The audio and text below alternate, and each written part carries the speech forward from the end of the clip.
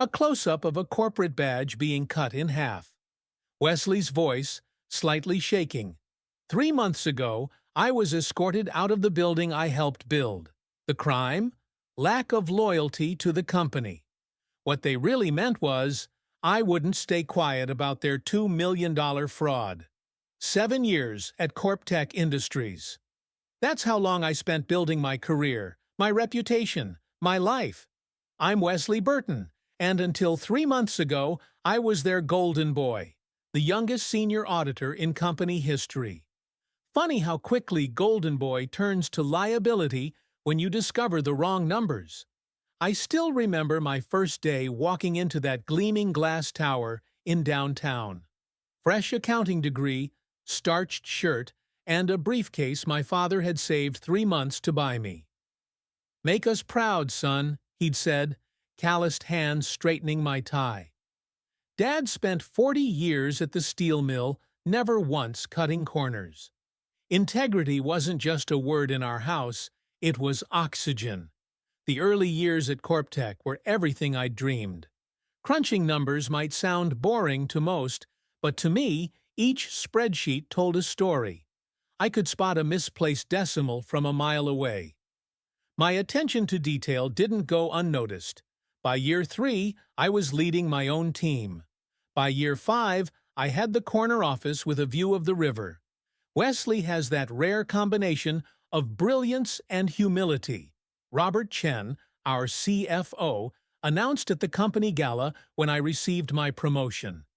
The crowd erupted in applause, champagne glasses clinking. Robert's hand gripped my shoulder firmly as flashbulbs popped.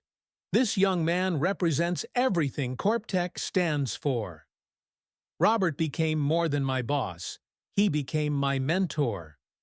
Thursday evenings in his office, expensive scotch in crystal tumblers, discussing everything from market trends to my future. "You remind me of myself 20 years ago," he'd say, swirling amber liquid. "Hungrier, maybe. Sharper." He'd laugh then, that booming laugh that made everyone feel included. "You're going places, Wes." I believed him. We all did. The quarterly celebrations when we hit targets. The team-building retreats where executives and entry-levels alike rolled up sleeves to build houses for the homeless. The company Christmas party where Robert's wife hugged me, whispered, "He thinks of you as the son we never had." The CorpTech family. That's what we called ourselves. There was the time our Singapore deal nearly collapsed. 3 days without sleep, Robert and I holed up in the conference room, empty coffee cups creating a miniature skyline on the table. When I finally found the solution at 4 a.m., Robert grabbed me in a bear hug so tight my ribs ached. Later that week, he handed me a bonus check that paid off my student loans. Integrity and innovation, he'd toast at company meetings. Without the first, the second is worthless. How do you reconcile those words with what I eventually discovered? How do you process the moment your mentor, the man whose approval meant everything, looks you in the eye and suggests that maybe your integrity is negotiable after all?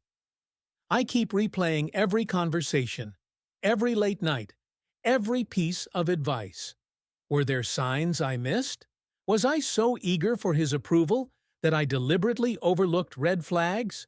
Or was Robert's transformation into something unrecognizable as surprising to him as it was devastating to me? The promotion ceremony feels like another lifetime now. The heavy crystal award sits in a box in my garage, along with my company badge, family photos from corporate retreats, and 7 years of memories I can't bring myself to throw away or display. 7 years of my life. 7 years of believing in something that, in the end, didn't believe in me. It started with a number that didn't add up. Just one figure in a quarterly report that nagged at me like a hangnail. Most people would have glossed over it. A rounding error, perhaps. But in my world, numbers don't lie. People do. I stayed late that Friday, the office empty except for the hum of air conditioning and the occasional security guard. Something about the Pacific merger account seemed off. The reported profits were impressive. Too impressive. I dug deeper, cross-referencing subsidiary reports against the main ledger. By midnight, my desk was buried under spreadsheets, and my stomach was in knots. There wasn't just one discrepancy. There were dozens, all carefully concealed beneath layers of legitimate transactions. $2 million. That's what they'd fabricated. Invented out of thin air to inflate quarterly earnings and trigger executive bonuses. The evidence was irrefutable. Falsified client contracts, duplicate entries, phantom revenue streams, all approved at the highest levels, including Robert's signature on every single document. I remember staring at his signature until it blurred before my eyes. This wasn't creative accounting or aggressive forecasting. This was fraud, plain and simple. Monday morning, I knocked on Robert's door, my hands trembling but my resolve firm. His face lit up when I entered, that familiar smile that had once meant safety. "Wes, just the man I wanted to see. The Singapore team loved your analysis. Grab a seat." I placed the folder on his desk without sitting. "I found something in the Pacific accounts, Robert." His expression didn't change, but something behind his eyes shifted. So subtle I almost missed it. He flipped through my findings, nodding casually as if reviewing lunch options. "Impressive detective work," he finally said, closing the folder. "This is why you're the best." "We need to disclose this," I said. "Today." Robert leaned back, steepling his fingers. "Wesley, business isn't black and white like your balance sheets. Sometimes we need to smooth over rough quarters." "This isn't smoothing," I replied, my voice surprisingly steady. "It's fraud. $2 million of fraud." The silence stretched between us like a tightrope. Then Robert stood, walking to the window overlooking the city. "Do you know what happens to whistleblowers, Wes? They don't become heroes.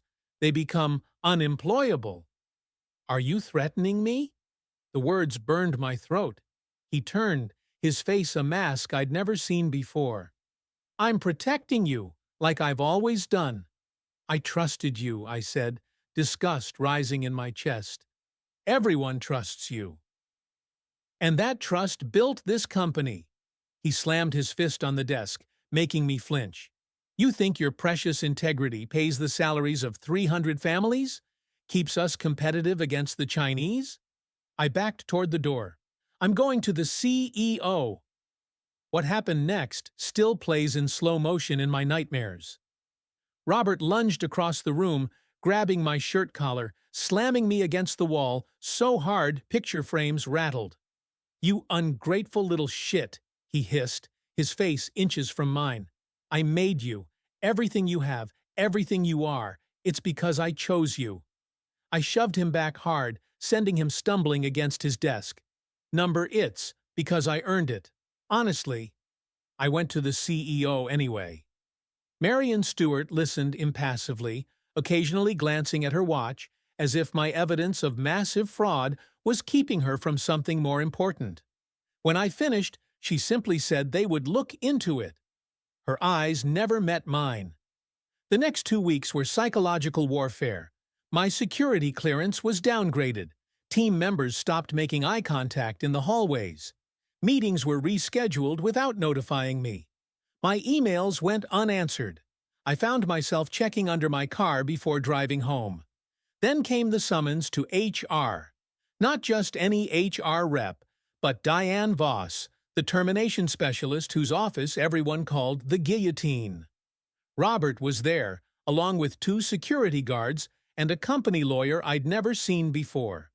"Wesley," Diane began, sliding a document across the table. "CorpTech values loyalty above all else. Unfortunately, your recent behavior demonstrates a fundamental misalignment with our core values." I almost laughed. Loyalty? Above honesty? Above legality? "Your employment is terminated, effective immediately." She nodded to the guards. "These gentlemen will escort you to collect your personal items." As they marched me through the office, past colleagues who suddenly found their computer screens fascinating, Robert caught my arm. "I warned you," he whispered. "This didn't have to happen." I jerked away from his grip. Yes, it did. And we both know it's not over. I didn't know then how prophetic those words would be. I didn't know that my greatest humiliation would become my greatest strength. I only knew that as the security guard cut my company badge in half before my eyes, something inside me hardened into unbreakable resolve. They thought they were ending my story. They were only setting the stage for their own downfall. The first week after my termination passed in a fog. I barely left my apartment, blinds drawn, phone off. The shame was paralyzing, not because I'd done anything wrong, but because I couldn't protect the truth. The severance check sat untouched on my kitchen counter, blood money I couldn't bring myself to deposit or destroy. Sleep became a luxury. When I did drift off, I'd jolt awake to phantom phone notifications, heart racing, certain it was Robert calling to gloat or threaten. I'd check the locks twice, 3 times each night. Paranoia? Maybe. But people with 2 million reasons to silence you don't play by normal rules.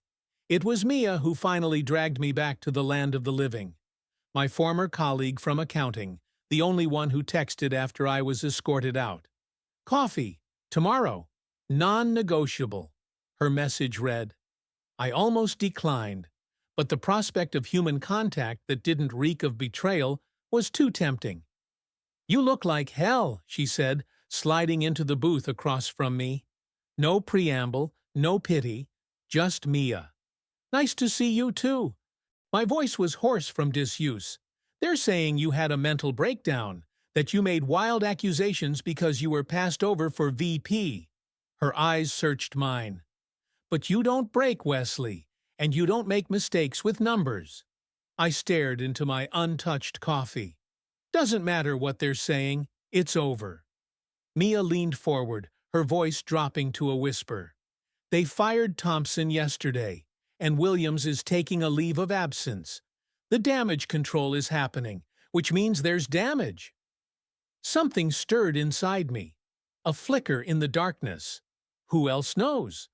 No one's talking openly, but the SEC received an anonymous tip last week about financial irregularities. She slid a business card across the table. "Catherine Zhao, whistleblower attorney, best in the country." I pushed it back.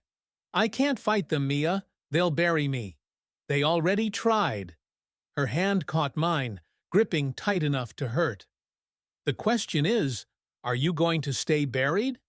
That night, I stood before my bathroom mirror, truly seeing myself for the first time in weeks.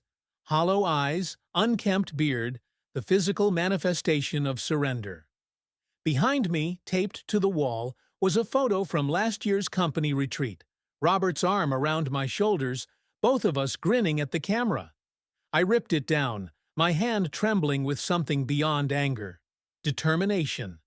Catherine Zhao's office was nothing like I expected. No mahogany desk, no imposing law books. Just clean lines, bright light, and a woman whose quiet intensity made the room feel charged.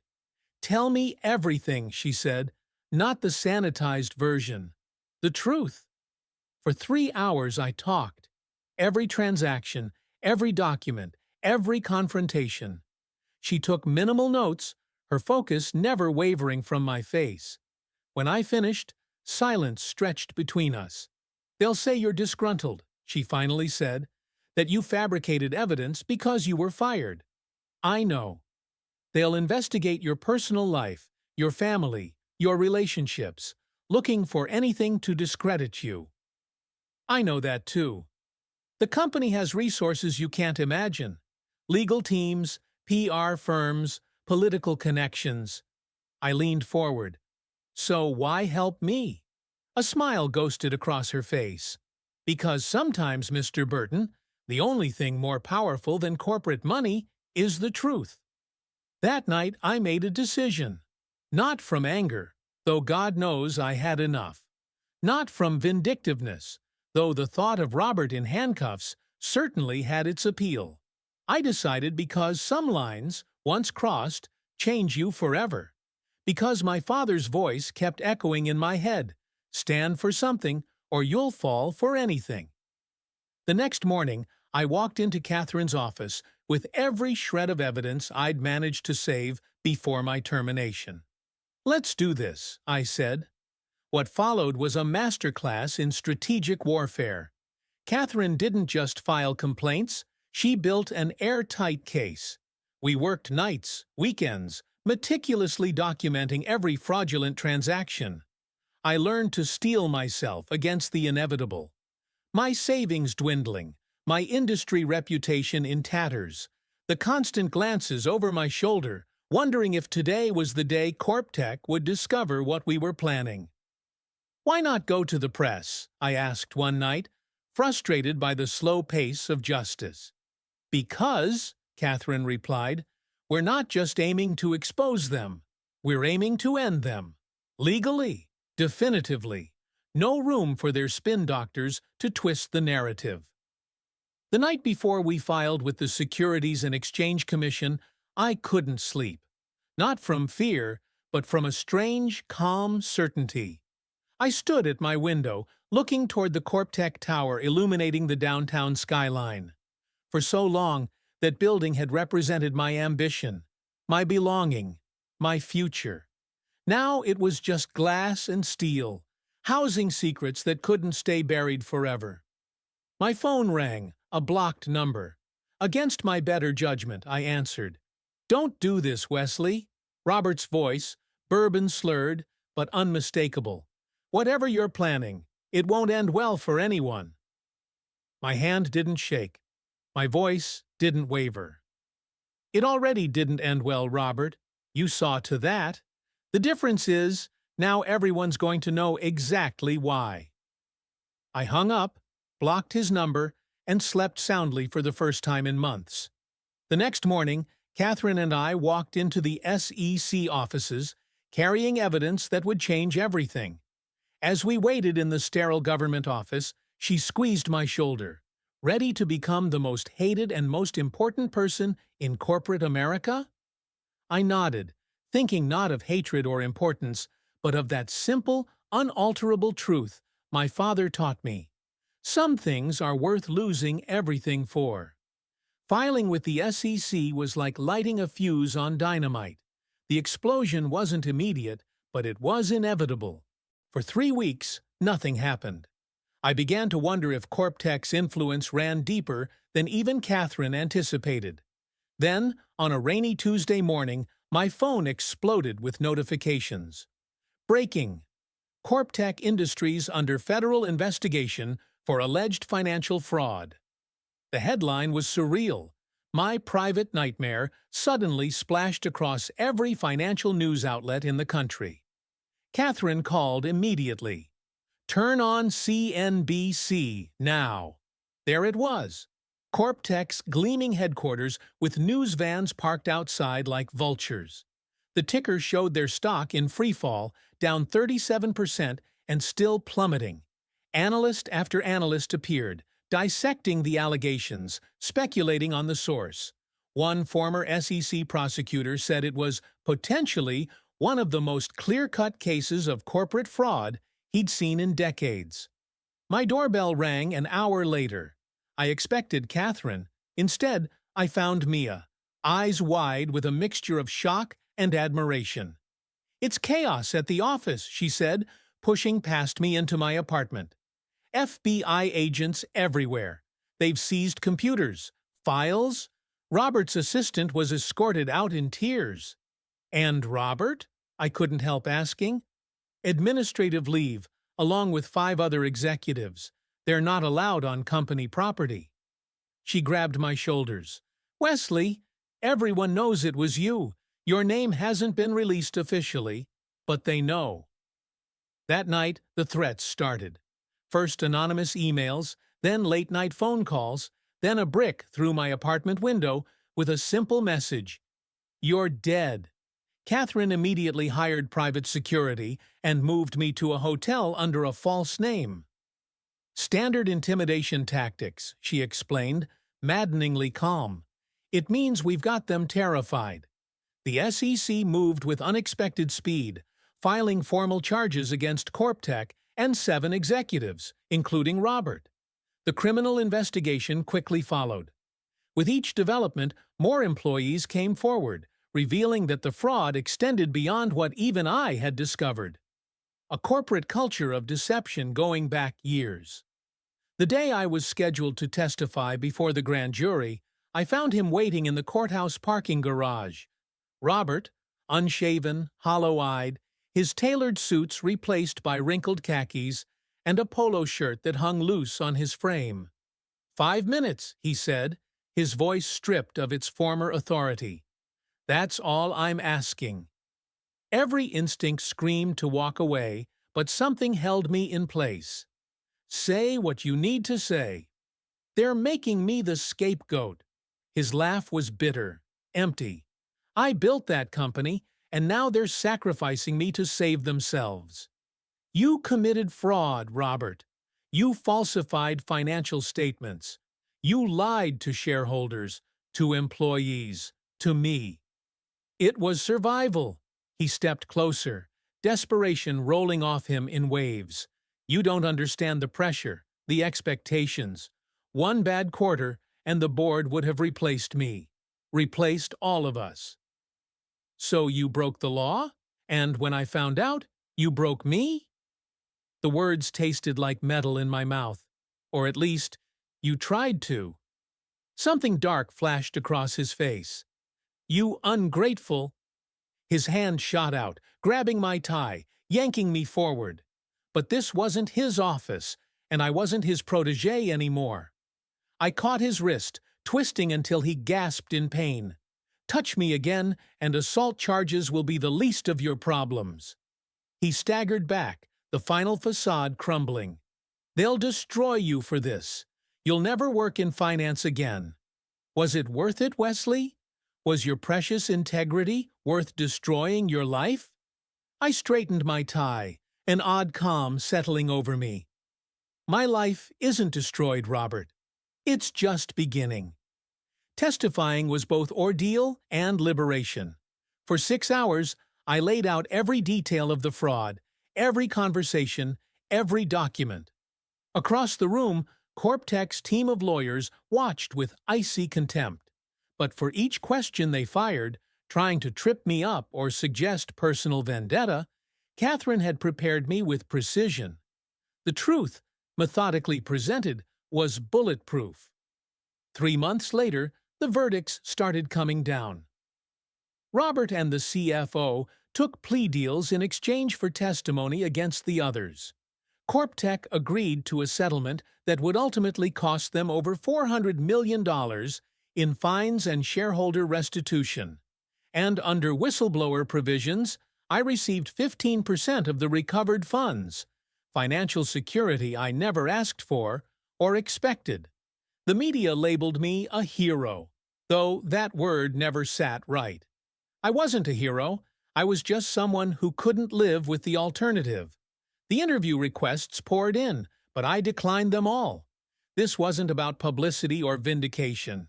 Instead, I used part of the settlement to start Clearview Consulting, helping companies establish ethical financial practices and creating safe channels for employees to report concerns. Our first client? CorpTech Industries, under new management desperate to rebuild their shattered reputation.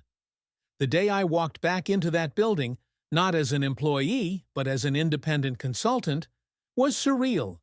Some faces were familiar, others new. Some couldn't meet my eyes, while others offered quiet nods of respect. The corner office that once represented everything I thought I wanted now seemed like a gilded cage. As I finished my presentation to their new executive team, a young analyst approached me in the hallway. "Was it terrifying?" she asked. "Standing up to them when you knew what it would cost?" I considered the question carefully. "The most terrifying moment wasn't the confrontation," I finally said. "It was the split second when I considered staying silent, when I almost convinced myself that compromise was wisdom rather than surrender." She nodded slowly. "I'm not sure I would have had your courage." It's not about courage, I told her. It's about deciding what you can live with and what you can't. Everything else follows from that. Last week, I received a letter. Prison stationery, Robert's precise handwriting. I almost threw it away unopened. Instead, I read it standing by my window, watching the sunset paint the city gold. His words were neither apology nor accusation, just a strange, meandering reflection on choices and consequences. The final line, though, has stayed with me. In destroying me, perhaps you saved yourself. I wonder if either of us knew that was the trade. He's wrong, of course. This was never about destroying anyone. It was about restoring something essential that had been lost, not just in CorpTech's balance sheets, but in the unspoken contract between people who choose to trust each other, between who we claim to be and who we actually are. I keep the corporate badge they cut in half the day they fired me, not as a reminder of betrayal, but as proof that some things, once broken, can be remade into something stronger, something truer, that sometimes being shattered is the first step toward becoming whole. They fired me for lack of loyalty. They were right in a way. My loyalty was never to individuals or institutions, but to a principle that transcends both: the simple, non-negotiable commitment to truth. It cost me everything I thought I wanted, and gave me everything I didn't know I needed. Sometimes that's how justice works, not as cosmic retribution, but as the painful, necessary restoration of what should have been all along.